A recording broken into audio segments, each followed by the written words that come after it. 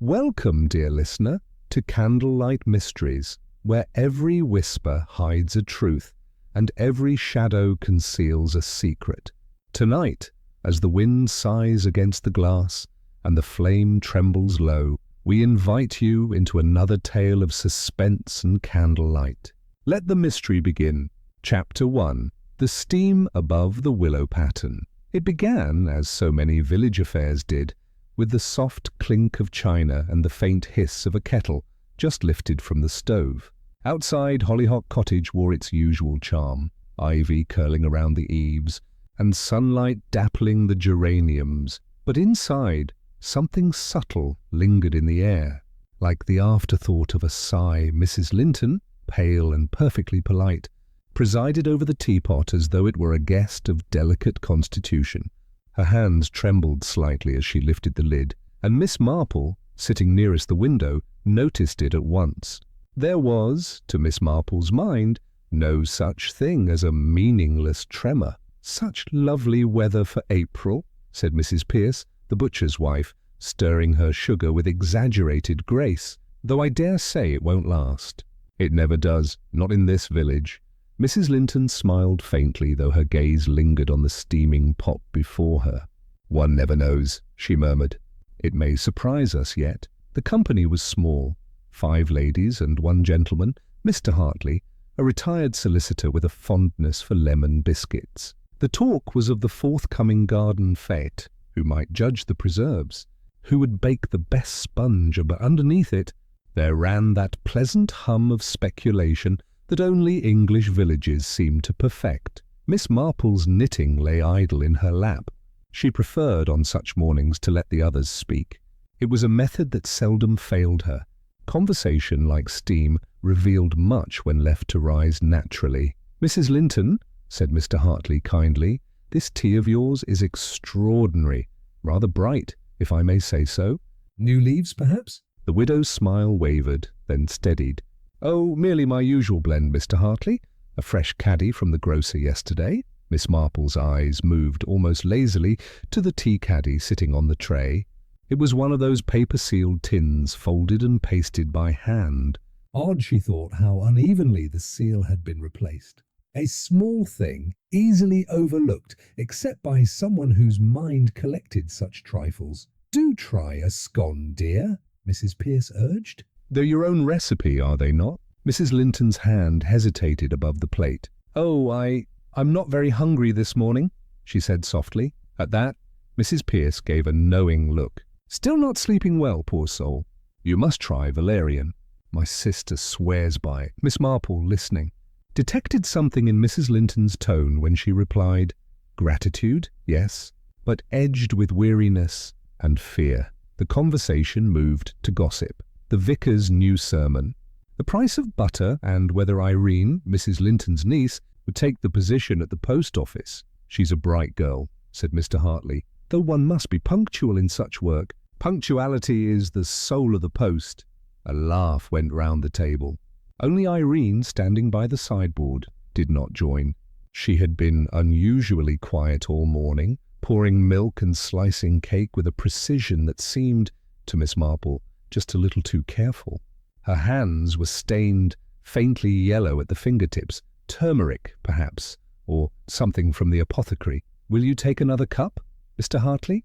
she asked, her voice low. "Yes, thank you, my dear," said Hartley, smiling indulgently. "A touch more sugar, if you please," Irene poured from the pot, and Miss Marple noted how the girl's eyes followed the flow of the amber liquid, how her thumb rested briefly against the rim before she set the cup down. It was a small gesture, protective, even possessive. When Mrs. Pierce, with her usual bluster, mentioned bitter aftertastes, Miss Marple saw Mrs. Linton start visibly. The remark had been about life, not tea, but the timing was curious. "Oh, forgive me," said Mrs. Pierce, laughing. "Only a saying of my late husband's. He always said truth was like cheap tea, leaves a bitterness behind." "Quite so," murmured Miss Marple, her tone mild. "Though sometimes it depends on how long one lets it steep," Mr. Hartley chuckled. "Very good, Miss Marple.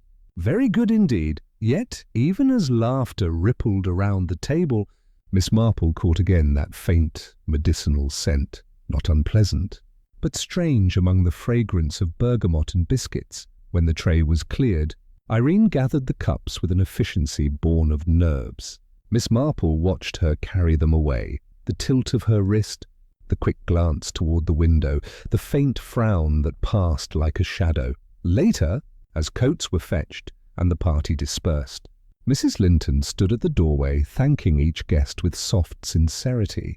But Miss Marple lingered a moment longer, pretending to search for her gloves. "You have such a lovely garden, my dear," she said gently, "though I imagine it's hard work without your husband." A tremor passed through Mrs. Linton's smile. "One manages," she replied. "There's always something to keep one occupied." "Yes," said Miss Marple softly, "and sometimes something that keeps one awake." The widow's eyes flickered, not with offence, but with something like fear, before she turned away. Miss Marple walked home by way of the green, her thoughts drifting as lightly as the petals that the wind carried from the hedgerows. There had been something, not wrong exactly, but misaligned about that morning's tea. She thought of the replaced paper seal on the caddy, the way Mrs. Linton's niece had guarded the pot, the strange reluctance of the hostess to drink her own brew. She remembered, too, the faint bitterness in the air, the kind one did not taste but felt, like the echo of regret. Outside the grocer's shop, she paused. Through the open door, she could see the new display of teas, Ceylon, Assam, Darjeeling, each neatly labelled, each innocent enough. And yet, as any village woman might tell you, it was not the label that mattered, but the hand that brewed it. "Morning, Miss Marple," called the grocer cheerfully. "Lovely day for errands." "Indeed," said Miss Marple, smiling faintly. And for noticing small things. When she reached her gate, the church bells were striking 11. The sound carried across the roofs of St. Mary Mead. Steady and serene, though to Miss Marple's ear, it seemed to falter on the last note. In her cottage, she set down her knitting basket and placed her teacup carefully on the table. She did not pour from her own pot just yet. Instead, she sat, hands folded, thinking. There had been kindness in Mrs. Linton's eyes, but guilt as well, the kind that comes not from wrongdoing, but from silence. And Irene, so efficient, so composed, had shown too much care in the smallest motions. People often did, Miss Marple reflected, when they feared being found out for something not yet spoken. She recalled a case long ago, involving a similar tremor, a similar cup, and a very different outcome. The village, she knew, would chatter about charity fetes, about cakes and curtains, but beneath the chatter ran another current, the kind that carried whispers of loss, money, and old habits. As the afternoon light softened, Miss Marple rose and drew the curtains halfway. Her cottage, cosy and cluttered, glowed gently under the filtered sun. On her side table, a single daffodil drooped toward her empty cup. "Poor Mrs. Linton," she murmured. "So frightened." A knot of ghosts. The wind outside shifted, stirring the lace curtains, and for a moment the faintest scent of almonds touched the air, imagined. Perhaps, but lingering all the same, Miss Marple sat down, took up her knitting, and let the rhythm of the needles soothe her. But her thoughts did not rest. Somewhere between one stitch and the next, she felt the first soft warning that the pleasant tea at Hollyhock Cottage would soon turn to something far more bitter. Chapter 2. The Garden Fete and the Bitter Note. It began with a sentence softly dropped like a pin into plush carpet. "Someone has misplaced the donations." The vicar's wife said it very gently at first, but the words carried, as such things always do in village rooms where the curtains are thin and charitable, intentions are thick.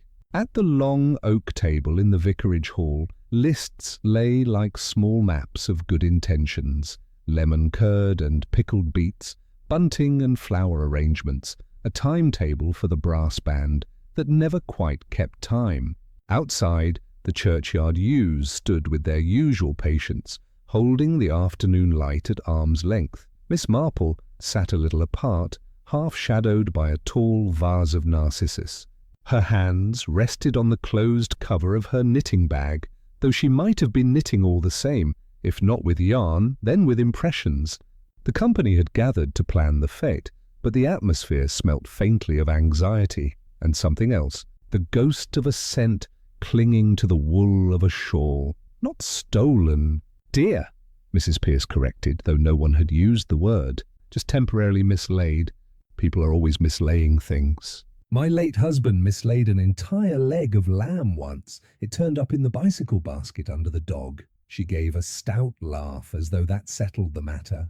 It did not. Irene, seated near the window, looked particularly composed. Too composed, Miss Marple thought, for a girl who had earlier knocked her thimble to the floor and taken a full half-minute to find it. The sunlight made a mild halo of her fair hair, but it also revealed a peculiar yellow tint along her fingertips, as if she had been zesting lemons for some hours, though the scent on her shawl was not citrus. It carried a medicinal edge, faint but distinct, the sort of note one learned to notice after decades of church teas and careful housekeeping. "Shall we begin with the competitions?" Mr. Hartley inquired, tapping his pencil. "We must assign judges." "There was some disappointment last year." "Disappointment?" Mrs. Pearce bristled. "Agnes Tripp's sponge fell because she opened the oven door too soon, and everyone knows it.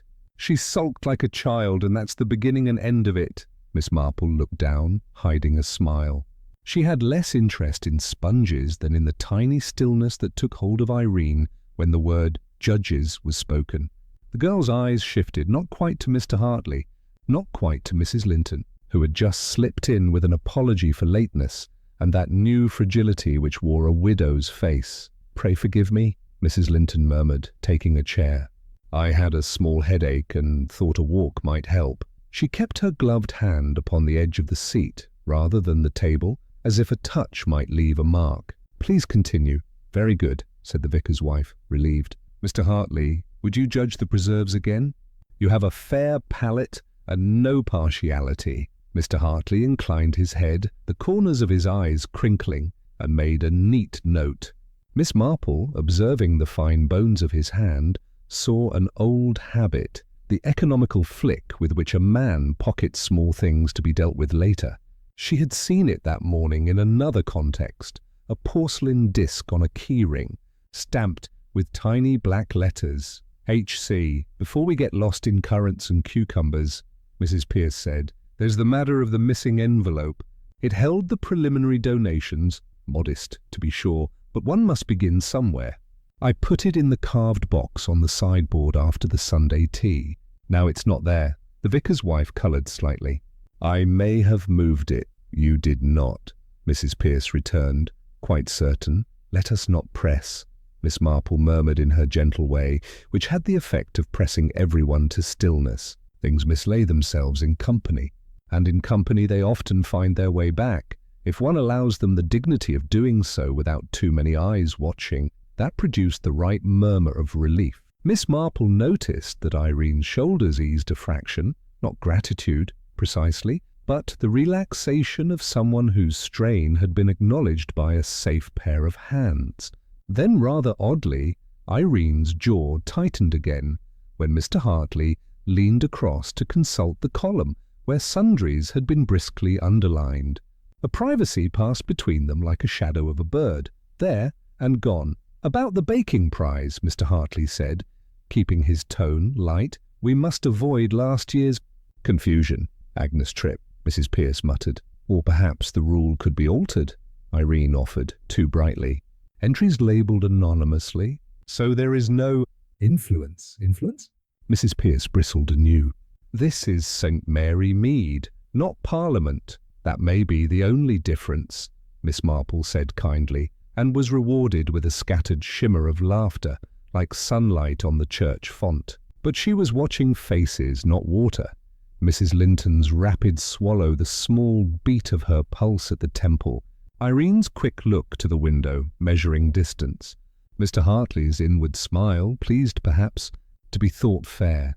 They broke for tea, a matter of moments, as the vicar's wife always had a pot standing by, and it was then that Miss Marple, standing a little aside with her cup, noticed Irene near the serving table. The girl touched her shawl, then her sleeves, then her shawl again, as though to confirm the absence of a stain. When she reached for the sugar tongs, Miss Marple's eye caught the telltale trace along the cuticles, that yellowish edge again, and she found herself thinking of the apothecary's window with its brown bottles and tidy labels, for aches, for rest, for flavouring. The village knew every remedy and almost all the reasons one might want them. "Do you take your tea strong, Miss Marple?" Irene asked. "Smooth as you please, when it is meant to be," Miss Marple replied, and passed the cup untouched to the vicar's wife. Irene's smile did not falter, but she set down the pot with unnecessary care, and the lid made a small, bright click. Afterward, as the lists resumed, Mr. Hartley leaned to retrieve a rolled poster that had slipped from the table. Miss Marple, who had a way of appearing absorbed elsewhere, saw him tuck a small key into his waistcoat pocket, attached to a ring with a white porcelain tag. The black letters were very small, but not quite too small. H.C. Hollyhock Cottage. The movement was habitual, unremarkable, except that habits, in time, say more than speeches. A spare key in a gentleman's pocket may mean only helpfulness, or something that hopes to be more and must not be. "Mr. Hartley," Mrs. Linton said softly, "might I ask you later about the annuity, about some papers? The renewal is—" "Well, it is nearly the season for such things." "Of course," he said, instantly kind. "I shall call in the morning. Nothing to fret over." A momentary hush followed those words. Strong tea for village ears, and then the sound of pens resumed, scratching lists into being. The plan for bunting was agreed. The matter of the bric-a-brac table devolved into a cheerful quarrel about whether chipped saucers ought to be sold at a discount or discreetly retired from circulation. As voices rose and fell, Miss Marple listened for what lay underneath. She heard, or thought she heard, the thrum of a small fear beating its wings in Mrs. Linton's chest. She heard the tidy clink of Irene's thoughts, stacking one upon another like china that must not topple. When they finally dispersed, sun lay flat and bright across the church path. Miss Marple, stepping out a little behind the others, paused where the lich gate cast a lace of shade. The air there was cool and words carried easily.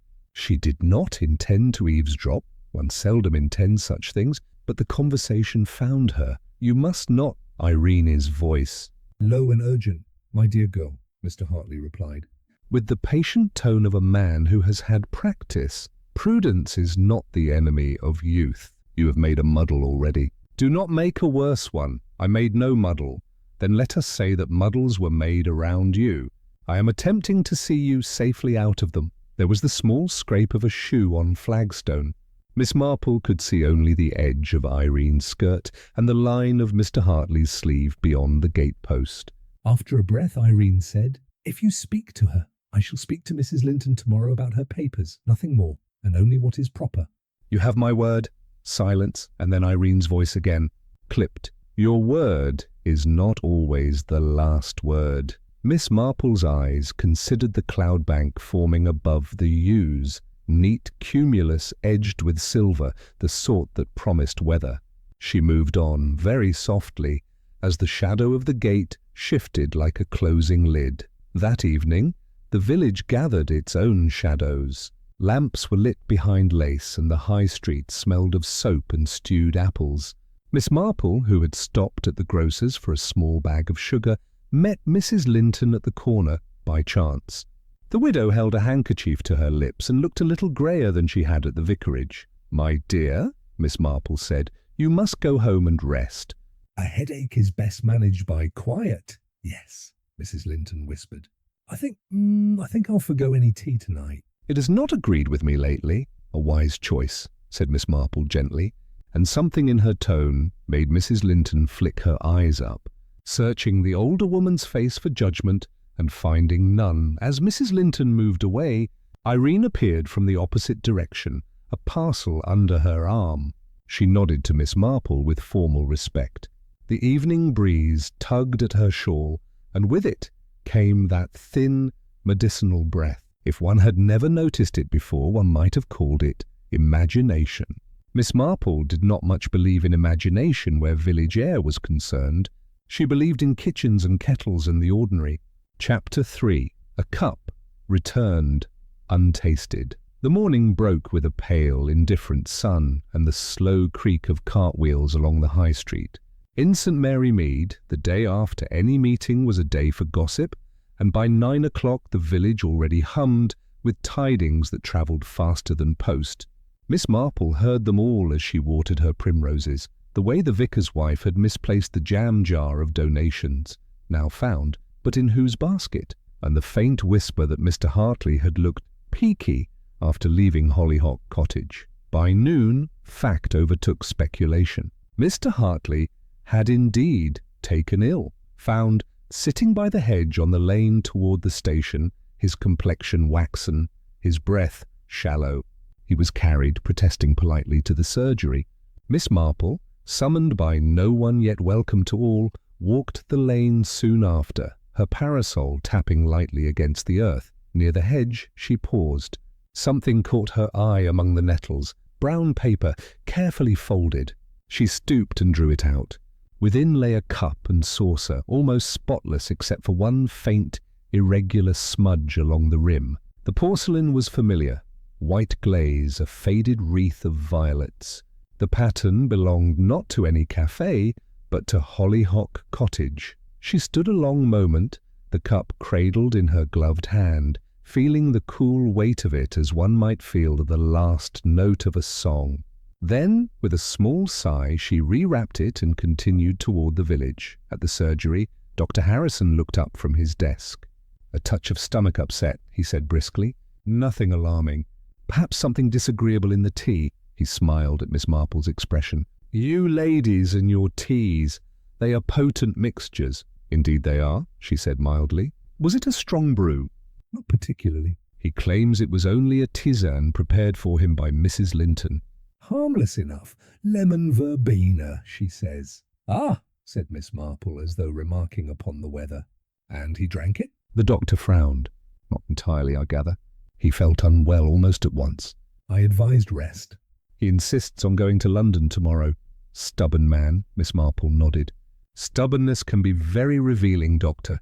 One sometimes learns more from what people insist upon than from what they confess." Outside, she met Irene coming down the path, shawl drawn close though the air was warm. The girl's face was pale, her eyes bright in a way that spoke not of illness but of sleeplessness. "How is Mr. Hartley?" she asked quickly. "Recovering," said Miss Marple. "I dare say he will be himself again by tea time." Then it wasn't. Irene bit her lip, then smiled. I'm so glad." Aunt was beside herself. Was she? Miss Marple's tone was as light as lace. "And how did you come to know so promptly?" Dr. Harrison sent word, I suppose." "Everyone knows everything here." She laughed a shade too high. "I must go. Aunt needs me." As the girl hurried away, Miss Marple turned her parasol in her hand. The scent that drifted from Irene's shawl was faint, but unmistakable. Bitter almond, though masked with lavender water. That afternoon, she called at the grocer's under pretext of purchasing cocoa. The counter smelled of flour and freshly split soap. "I wonder," she asked casually, "did you happen to sell any flavouring extracts this week?" "Essences, you mean?" The grocer considered. "Bitter almond, yes. Sold a bottle Tuesday. To Mrs. Linton, I believe, or perhaps her niece." "Preparing for the fete, no doubt," Miss Marple smiled. "Of course." But as she turned away, her eyes rested upon the display of tea caddies, neat rows with crisp paper seals. One, she noticed, bore a tiny ripple where the paste had not quite set. Exactly such a ripple she had seen upon Mrs. Linton's caddy. In itself nothing, and yet, to a mind accustomed to patterns, very seldom nothing. She walked home by way of the meadow, turning over the little fragments like beads. A cup rewrapped. A scent of almonds, a trembling hostess who never touched her own tea. And a niece too precise by half. Patterns indeed. Evening brought another visitor, Mrs. Pierce, bustling in with her usual air of news and benevolence. "Terrible business, Miss Marple. Poor Mr. Hartley stricken, and so soon after that dreadful tea at Hollyhock Cottage. I told my husband, I said, it's the water, you mark me. Always had a queer taste in that lane." "And did you hear?" Mrs. Linton fainted dead away when she heard the news. "Did she indeed?" said Miss Marple. "Fainting, I find, is rather like confession. I'm often best studied afterwards." Mrs. Pearce stared, uncertain whether she was being agreed with or gently contradicted. "Well, you always know best, I'm sure. They say the widow's nerves were never strong. Still, one might expect better of the young one, marching about buying tonics and flavourings as though she were managing a chemist's shop." "Flavourings?" Miss Marple raised her brows. "Oh yes, my cousin saw her. Bitter almond and some little brown bottles." "For the fete," she said. "Though what sort of cakes she's planning, heaven knows." When the good woman had departed, Miss Marple sat a while in the twilight, listening to the steady tick of her mantel clock. She thought of the faint puncture she had noticed beneath the lining of the tea-caddy lid, a hole no larger than a pinhead, yet too deliberate to be chance. Something had been introduced there, perhaps with a syringe, perhaps with nothing more than a housemaid's needle and a careful hand. A method neat enough to please even a village poisoner with domestic tastes. The next morning, she went, unannounced, to Hollyhock Cottage. The door was answered by Irene, pale and guarded. "My aunt is resting," she said. "She cannot see anyone. Then perhaps she will forgive me if I see her," said Miss Marple, stepping gently past the threshold with the unassailable authority of kindness. "I have brought a little posy. Lavender for calm." Mrs. Linton lay upon the sofa, a shawl about her shoulders. Her eyes opened when she heard the familiar voice. "Oh, Miss Marple." "It's kind of you." "I've been most unwell." "I hear so," said Miss Marple, settling herself with a faint creak of knitting needles. "Mr. Hartley, too, was not quite himself. You must have brewed a powerful tisane." Mrs. Linton's hand fluttered to her throat. "It was only lemon verbena." "He seemed so troubled I thought it might soothe him. I hardly remember whether he drank it. How thoughtful." "And he brought his own leaves, perhaps?" I don't believe so." She hesitated. "Irene may know. She prepared the tray. I'm sure she did it beautifully." Miss Marple smiled. "A steady hand is such a comfort, though sometimes, you know, a steady hand can tremble later, in memory, not motion." The widow looked at her sharply. "What do you mean?" "Only that nerves are curious things," Miss Marple said kindly. "They reveal what the tongue will not." A silence followed, broken only by the faint hiss of the kettle in the next room. Irene entered with tea for one. "Aunt mustn't be overtired," she said, setting down the tray. "She needs rest, not questions." "Indeed," said Miss Marple. "Rest is essential, Shabina, particularly when one's thoughts are unsettled." "I find, however, that truth often sleeps poorly." Irene's mouth tightened. "If you mean to accuse—" "My dear," Miss Marple interrupted gently, "I mean only to observe. Observation is seldom accusation." "And sometimes it is protection." She rose then, smoothing her gloves. "You will forgive me if I do not take tea this morning. The scent disagrees with me." When she had gone, the two women looked at one another, the elder drawn, the younger defiant, and somewhere between them lay that re-wrapped cup, like a secret neither dared mention first. That evening the lane was quiet, mist rising from the meadows. Miss Marple stood by her gate, watching the lamps kindle one by one across the village.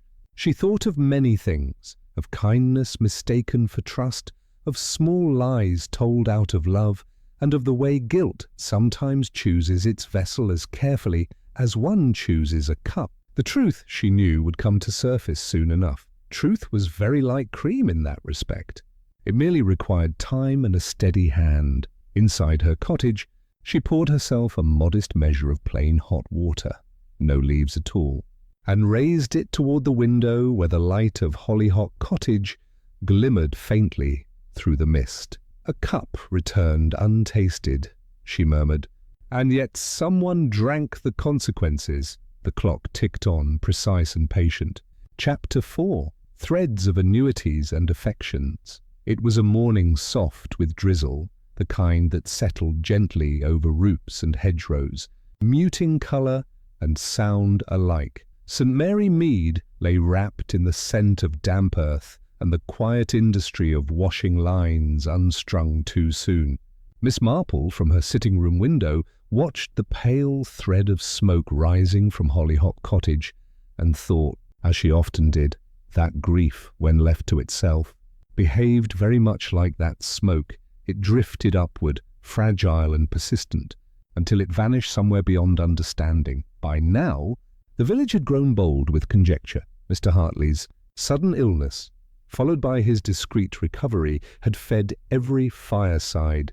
Whisper from the green to the grocer's. It was said that Mrs. Linton had something to do with it, which of course meant she hadn't, and that Irene was the image of devotion, which usually meant she was not. Miss Marple, hearing it all, merely smiled her gentle smile.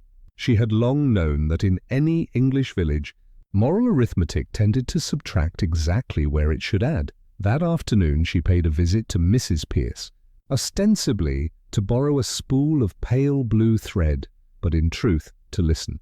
The vicar's wife and Mrs. Pierce were already in mid-discussion, a conversation both animated and suitably sympathetic. "Poor soul," said Mrs. Pierce, stirring her tea with energy. "Still, one mustn't forget. She's quite comfortable now, what with that annuity her husband arranged." Imagine £200 a year just for surviving him. The vicar's wife frowned. "That's hardly fair, Mabel. She's had a difficult time." "Oh, I don't begrudge her comfort," Mrs. Pierce returned. "But people do say Mr. Hartley handled it all." And what with their private meetings, well, one wonders what else he handled. Miss Marple sipped delicately. "You know, I've always thought financial matters make for curious friendships. Nothing brings two souls closer than money, unless it's conscience." The two women laughed uncertainly. It was the sort of remark that might have been a jest, or something else entirely. Later that same afternoon, Miss Marple found herself at Hollyhock Cottage once more. Mrs. Linton was attempting to sort letters, though her hand shook with each envelope. Irene, seated near the fire, was mending a blouse with brisk efficiency. "My dear," said Miss Marple softly, "you'll spoil your eyes. So fine a stitch belongs to younger nerves than mine." "I've always found sewing restful," said Irene, not looking up. "It gives one something to think about." "Yes," Miss Marple agreed, "or something not to think about." She glanced to the table, where a small stack of papers lay under a brass letterweight. Hartley's handwriting, neat and practiced. Mrs. Linton caught her gaze and flushed. "Only receipts," she said quickly. "Household accounts?" "Mr. Hartley was helping me to arrange the renewal." "How very obliging of him," Miss Marple murmured, "though it's a delicate business, annuities." One never knows whether one is betting on comfort or longevity. The widow smiled faintly, though her eyes glistened. "I suppose it was kind of him to take the trouble.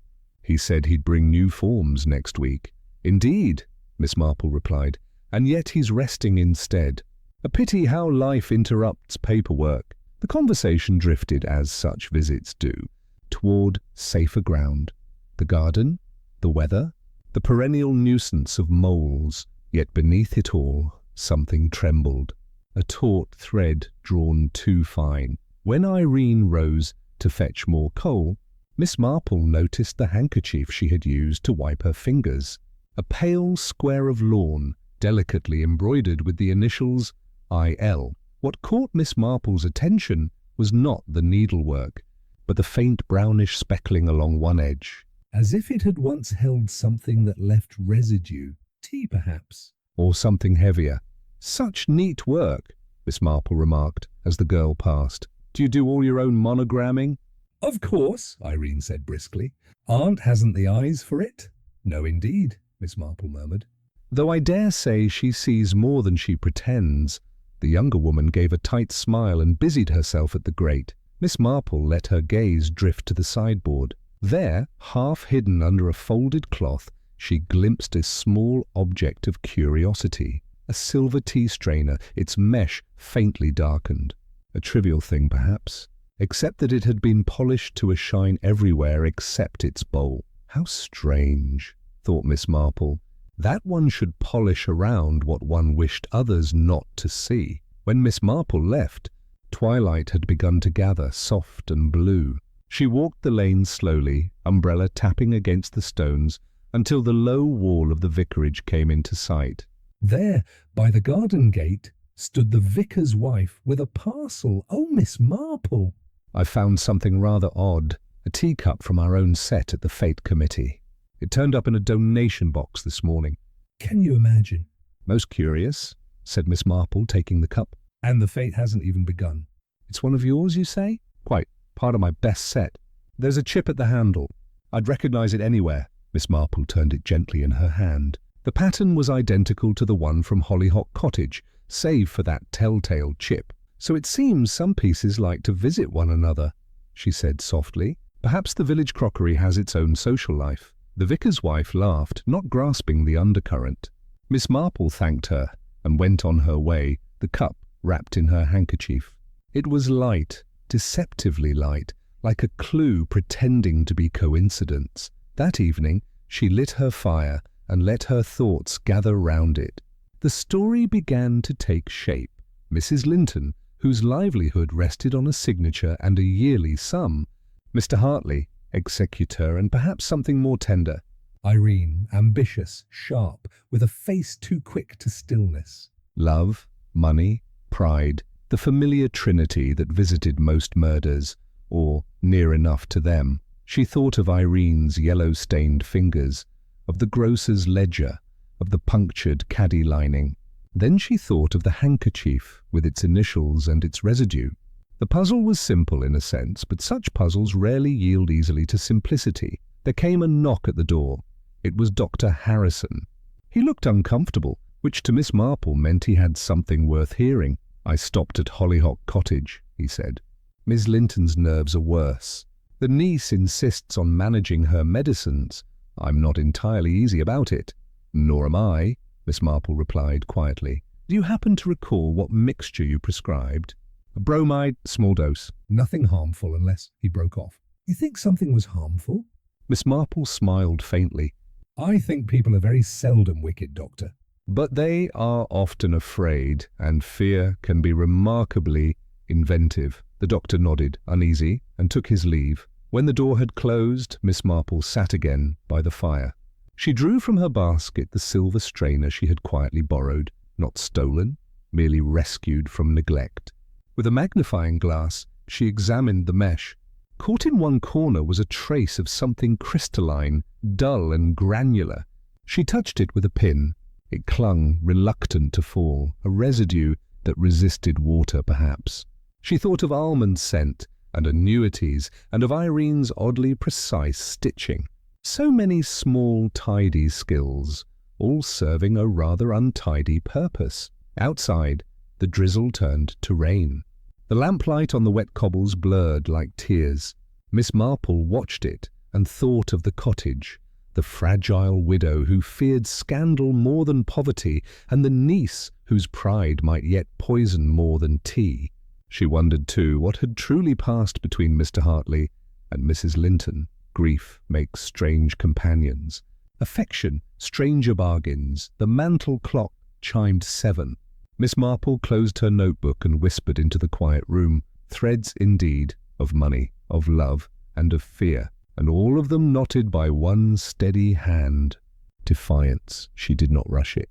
She only put her hand on the back of Mrs. Linton's chair and waited as a gardener waits for bloom. Finally Irene spoke, not looking up. If Mr. Hartley goes to London tomorrow, she said, he will bring back something that will embarrass my aunt. I wanted only to prevent that. Imagine laughter, Miss Marple, in a village that will not forget. Her voice thickened. I thought a little fright would be enough. Fright, Miss Marple repeated almost kindly. Dangerous spice, Irene lifted her head. I left no proof. Miss Marple's gaze moved to the handkerchief peeping from Irene's sleeve, monogrammed with a faint brown bloom along the edge. My dear, she said, with a gentleness that admitted no argument, proof is a creature that returns to its bowl if one leaves crumbs. The clock chimed the quarter. Soft as breath, Chapter 6. A story told twice. It was the kind of morning that seemed to have forgotten itself, neither fine nor foul, but thoughtful, as though the sky had paused to listen. Miss Marple was much the same that day. She sat by her fire, knitting untouched in her lap, while the kettle purred to itself on the hob. She was waiting for a visitor, though she had not yet been invited to expect one. Punctually, at 10 minutes past 11, there came a soft knock, hesitant, polite, and yet determined. Miss Marple opened the door to find Irene standing there, her cheeks pale from the wind, her manner composed as a student reciting a lesson. "Aunt asked that I return your strainer," she said, holding out a parcel wrapped in linen. "How thoughtful," Miss Marple replied, ushering her in. "Do come and sit down. You must be chilled." The girl hesitated, then entered, the faint scent of lavender mingling with something sharper, the medicinal tang that seemed to follow her as persistently as her shadow. Miss Marple gestured to the armchair nearest the window, where sunlight softened the dust motes into gold. "I always find," she began conversationally, "that a warm fire makes the truth feel a little less afraid of being spoken." Irene looked up quickly. "Truth I don't understand." "Then we shall talk of tea," said Miss Marple, pouring 2 cups. "It is safer, and sometimes more revealing." The conversation began lightly, about the weather, the fete preparations, the unfortunate misunderstanding over the raffle list, but it wandered, as Miss Marple had intended, toward that morning when Mr. Hartley had fallen ill. "He arrived early," Irene said, smoothing her skirt, "before Aunt was dressed. I made tea, just a tisane, you know, the sort he always liked." Miss Marple nodded, her eyes on the steam curling upward. "Lemon verbena, yes? Or was it chamomile that day?" "Lemon verbena," Irene answered at once, then paused. "Or perhaps chamomile?" "I really can't remember. I only know Aunt never drinks it herself." "Indeed," Miss Marple murmured. "And the kettle. Had it boiled already, or did you wait for the water to heat?" "It was hot," Irene said, with a touch of impatience. "Aunt had been making her own tea earlier. There was water enough." "How very convenient," said Miss Marple softly. "And did Mr. Hartley bring his own blend?" "No," said Irene quickly. "That is, he sometimes did, but not that day. He wasn't himself." Miss Marple allowed a moment's silence to fall, long enough for the fire to sigh in its grate. "How strange," she said at last, "that your aunt remembers it differently. She was certain Mr. Hartley brought his own tin and that you were kind enough to brew from it." The girl's hand tightened around her cup. "She must be mistaken. Aunt is often confused these days." "Quite so," Miss Marple said gently. "It happens. Yet confusion, my dear, has a curious quality. It seldom invents the same story twice." Irene coloured faintly. "What are you implying?" "Nothing, save that memory is like tea, stronger when steeped a second time." Miss Marple smiled and reached for her knitting. "Now tell me, when you answered the door to Mr. Hartley, did he hand you anything?" "A parcel, perhaps?" "No," Irene said quickly. "Nothing at all." Miss Marple's needles clicked softly. "You are certain?" "Quite certain." "How odd," murmured Miss Marple, "because I seem to recall the vicar's wife saying she saw Mr. Hartley carrying a small box that morning, something with a porcelain tag marked H.C.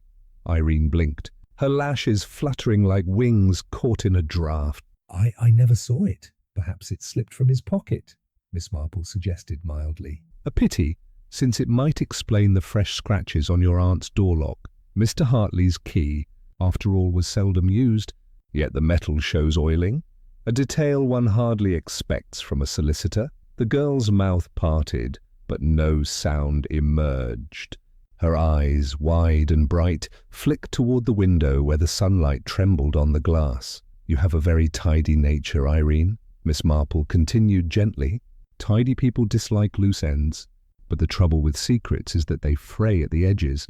You tuck them in one place and they pull free somewhere else." The kettle began to sing softly and Miss Marple rose to tend it. "More tea?" "No, thank you," said Irene, almost sharply.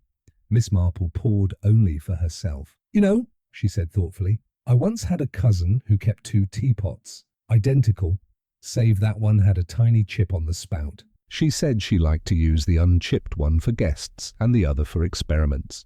It made her feel like a scientist." "I'm not sure what that has to do with anything," Irene said, eyes fixed on the fire. "Perhaps nothing," Miss Marple said lightly. "But when a person keeps 2 of something identical, it often means they intend to hide a difference." Irene rose abruptly. "I think I should go."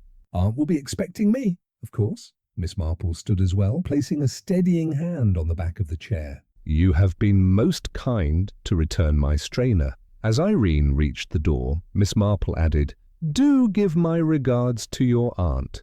And tell her the vicar's wife has found the missing fate donations that halted the girl in her tracks.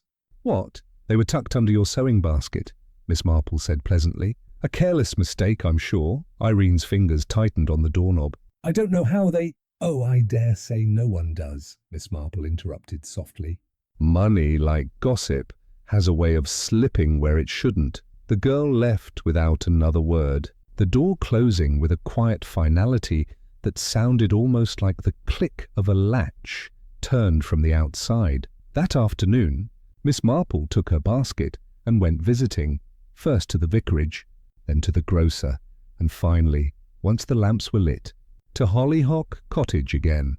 Mrs. Linton received her in a room that seemed smaller each time, curtains drawn, the faint scent of lavender masking something sharper beneath.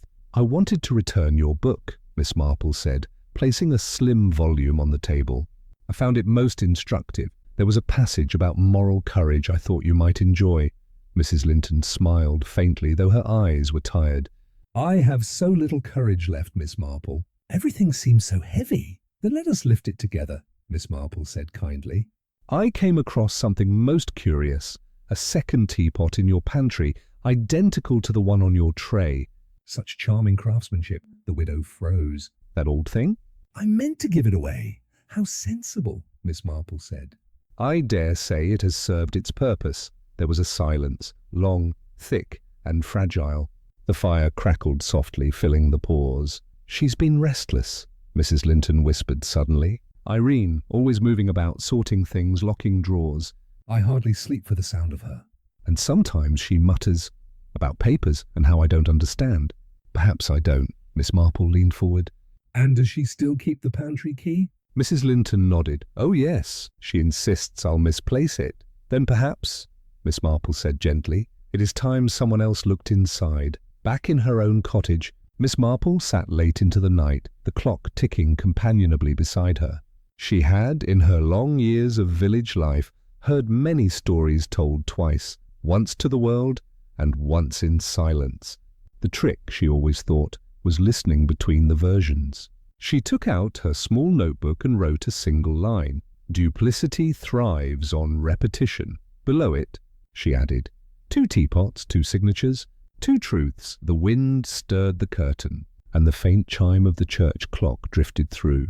Miss Marple smiled to herself, a quiet, knowing smile that held both sadness and satisfaction. She would visit the chemist again tomorrow, and perhaps Mr. Hartley too, if his constitution allowed.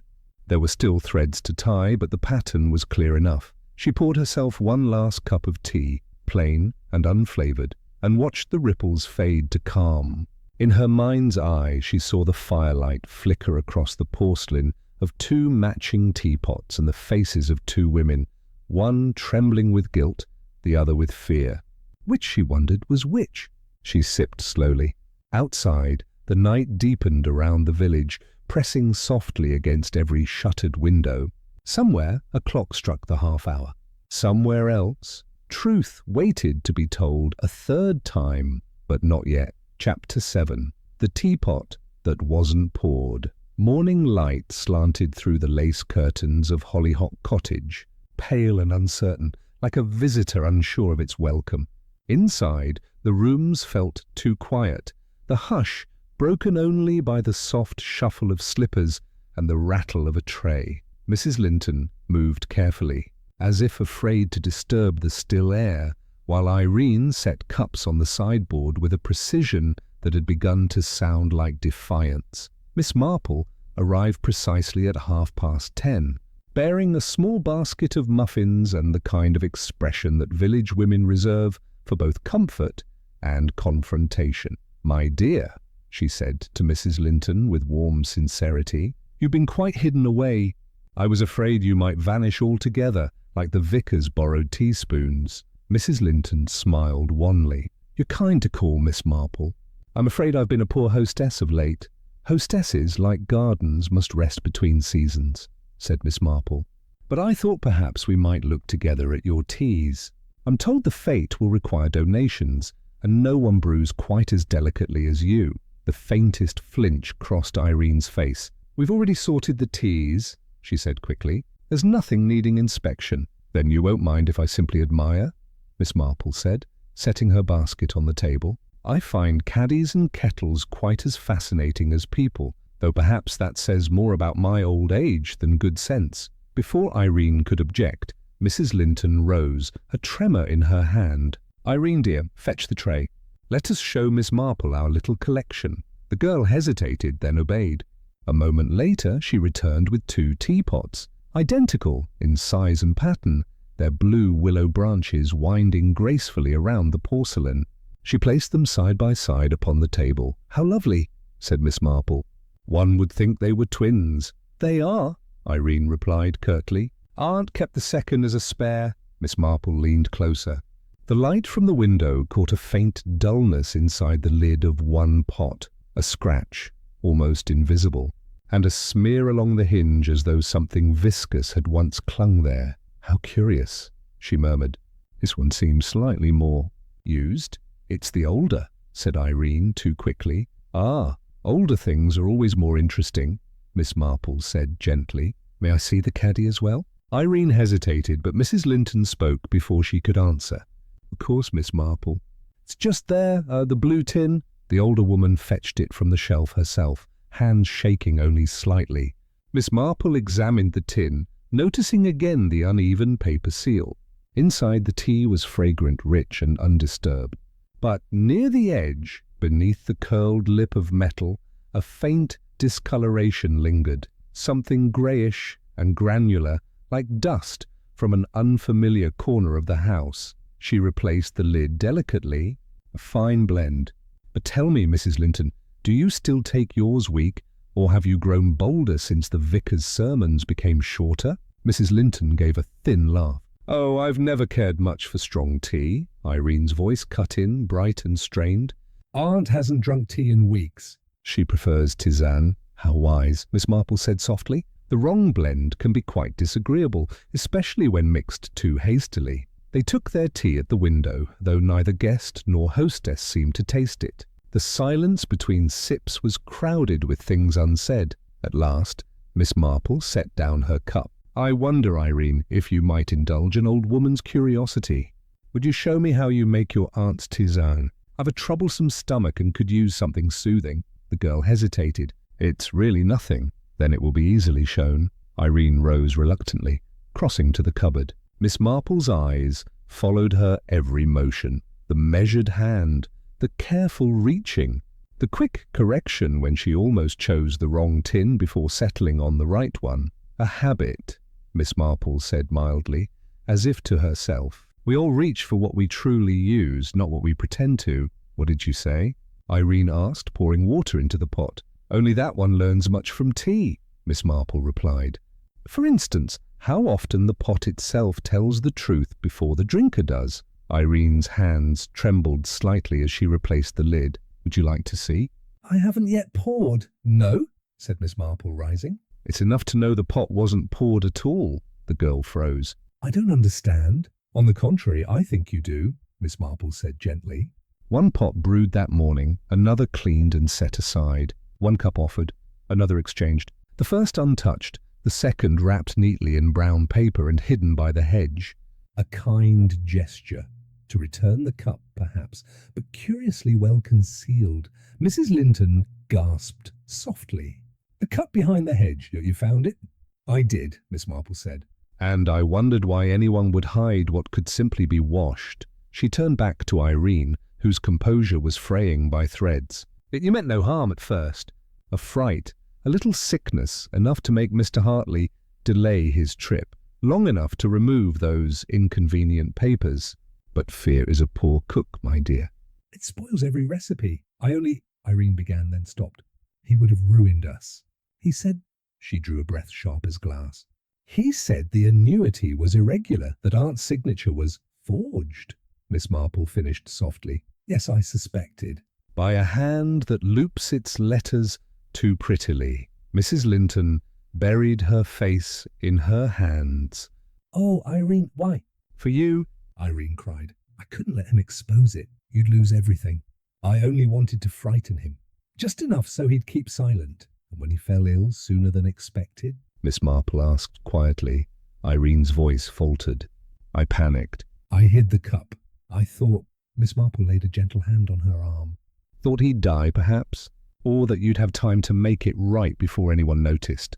But tea, like truth, cools quickly once poured. The girl sank into a chair, trembling. Mrs. Linton sat beside her, silent tears streaking her face.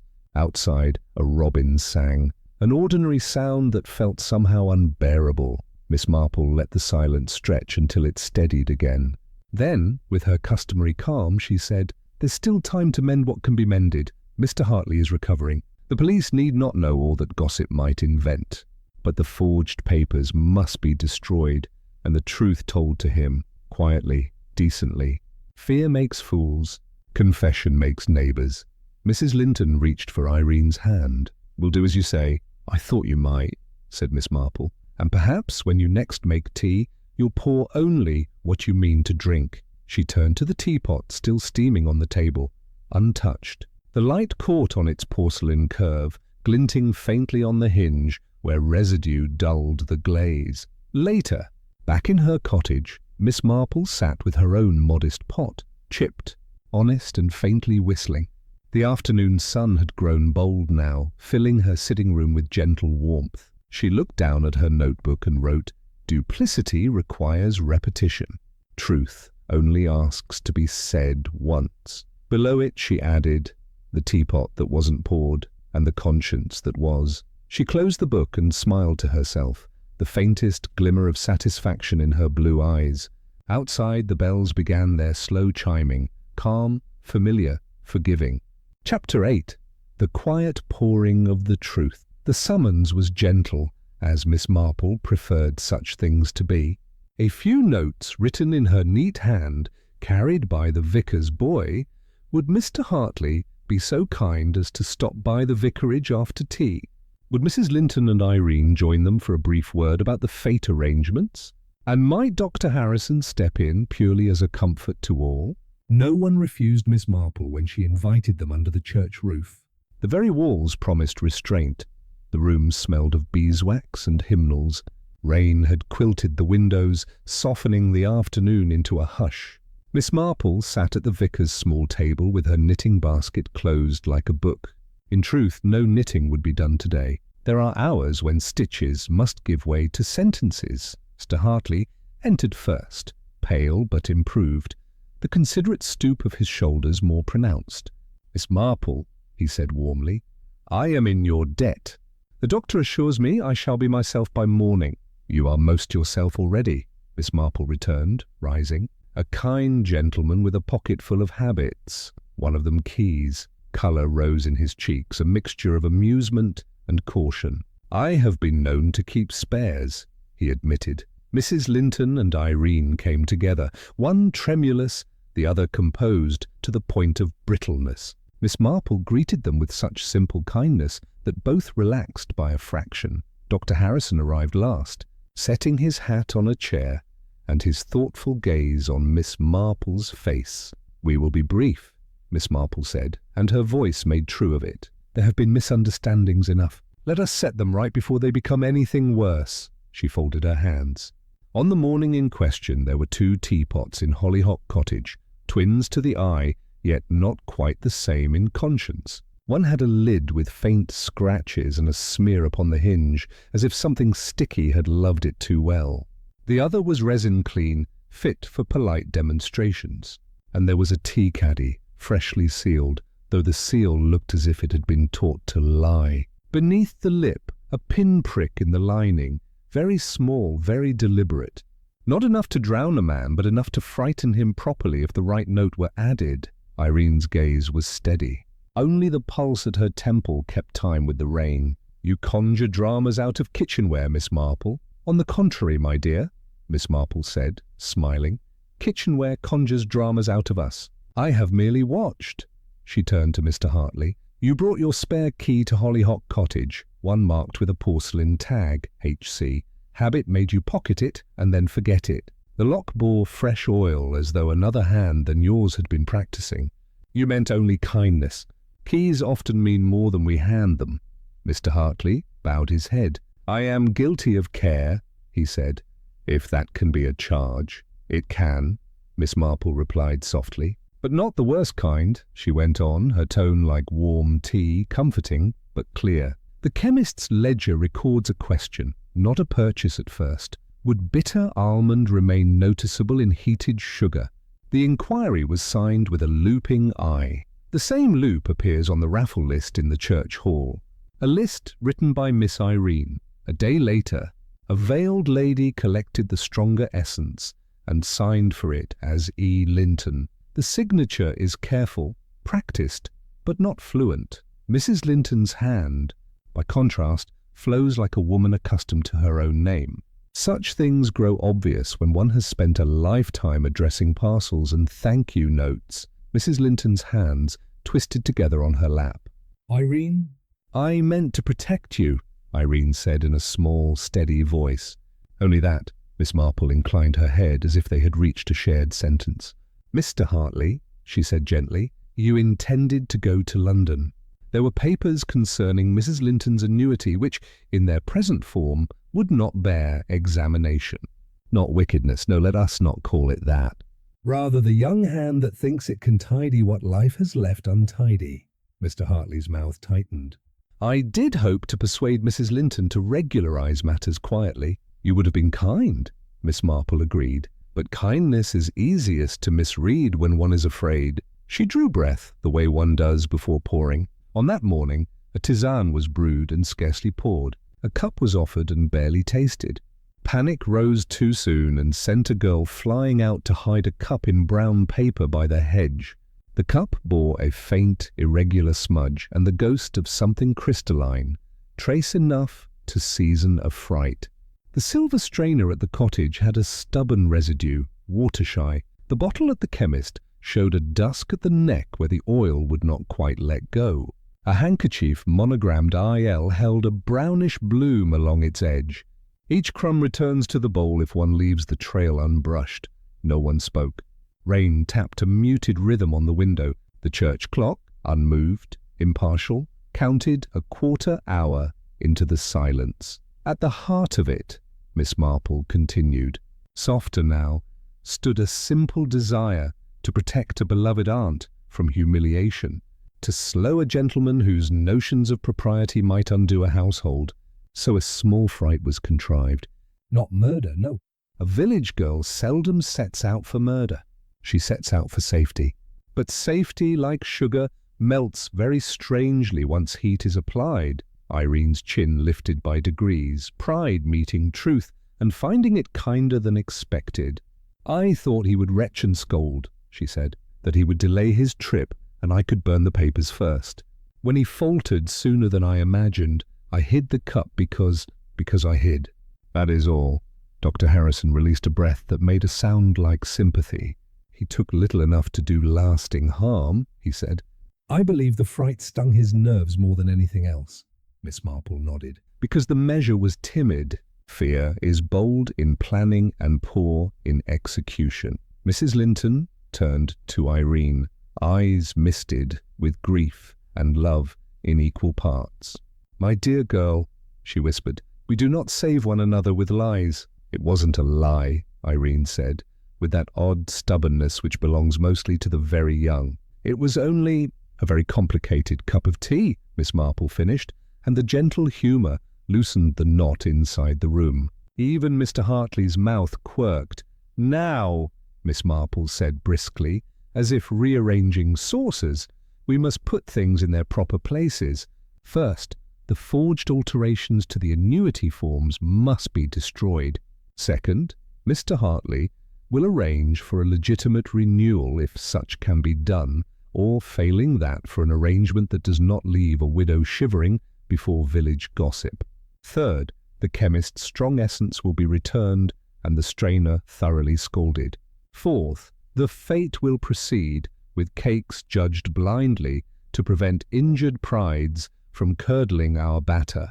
Mr. Hartley straightened, relief and resolve sharing the space in his eyes. "I shall do precisely as you suggest," Dr. Harrison inclined his head. "As shall I, and I will call on Mrs. Linton personally to ensure her nerves are treated with remedies rather less dramatic. Irene's voice, when it came, was very quiet. And what of the police? Miss Marple's smile was one that belonged to village firesides and unrecorded mercies. My dear, St. Mary Mead keeps its own peace when it can. The law is not always the first kettle to boil. Let us see whether repentance can steep long enough to be believed. For the first time, Irene's composure cracked. She pressed a hand to her mouth. The other found Mrs. Linton's fingers and clung. Mr. Hartley, whose kindness had proved clumsy but sincere, looked at both women with an expression that might have been a prayer if he had been in church proper. The rain eased. Light made a tender attempt at the window. Miss Marple rose, gathering her things with the soft competence of a woman whose work is always humble and often final. "There is only one lesson tea truly teaches," she said, as if to herself. "One must pour only what one means to drink." She turned to Mrs. Linton.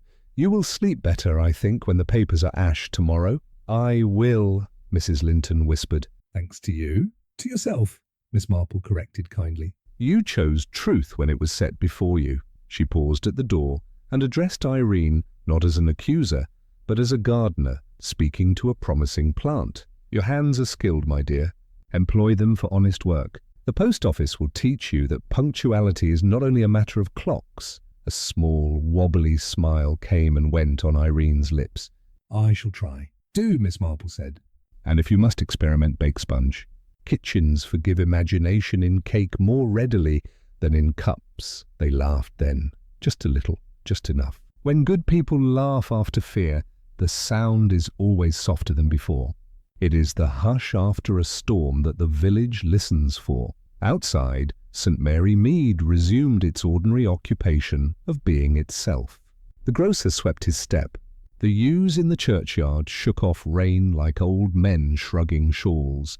Lamps would be lit early, voices would lower, and by nightfall the story would have travelled to every hearth, but told in the kinder key that Miss Marple's presence always brings to tales that might have soured. She walked home unhurried, passing Hollyhock Cottage with a nod of approval at the curtain drawn back 2 inches for air. In her own sitting room she set a simple pot to boil and laid out a solitary cup. No almond, no drama. Only the quiet poorer day earns when it has come honestly to its end. She sat and sipped and listened as the village exhaled. Fear had been folded away, not perfectly, but well enough for peace. Pride had been shown its small reflection in porcelain, and had learned, perhaps, to blush. Miss Marple's knitting needles clicked, content at last to keep a rhythm. Candlelight Mysteries channel message. And so, dear listener, our tale draws to its quiet close, the flame reduced to a soft and steady glow, the shadows retreating once more into silence. In St. Mary Mead, the air grows calm again, and Miss Marple's knitting needles resume their patient rhythm, each stitch a meditation on human nature, its tenderness, its folly, and its unspoken griefs. Perhaps tonight, as you sit beside your own flickering light, you will think of Hollyhock Cottage, of the secrets left upon its doorstep, and of the truth that finally came knocking. For in every mystery there lies not only the darkness of what was done, but the light of what is learned. If you enjoyed this story, subscribe to Candlelight Mysteries, where every secret is revealed by the soft glow of candlelight. Until next time, dear listener, Another secret fades. by candlelight.